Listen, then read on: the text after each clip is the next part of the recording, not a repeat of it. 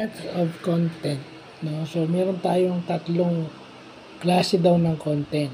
Yun yung seasonal, ah, ano to, ito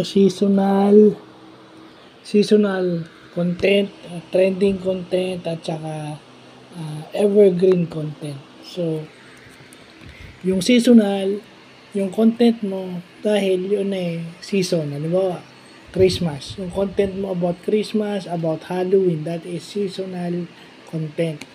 Pag sinabi mo ng mga trending content, ito yung trending for days or months. Diba? Pa yung trending topic about hot issues, whether it's politics or show business, di ba? Yung mga issues na kinasasangkutan ng ating mga favorite celebrities, that is what you call trending content. Pero yung evergreen content, yun yung content na kahit anong panahon relevant siya. Kapaki-pakinabang sa buhay ng tao. Kaya nga, evergreen content. At kahit sa FB Live, ano example nun? Nagluluto ka, naka-FB Live ka. No? Yung pagluluto ng iba't ibang ulam, yung sarili mong version. Frequently asked questions o FAQ. Jeffrey, tinanong ko, sabi ko, Listicle. ka na sa kawit mamaya. Try ko umalis pag hindi na mainit mamaya hapon.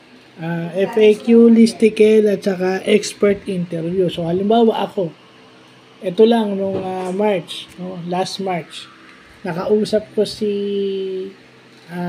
Sir Saldi Mercene ng Audibly Hearing Aid Center sa Lawag. Nung sumama ako nagpa-hearing aid test sa Ligas.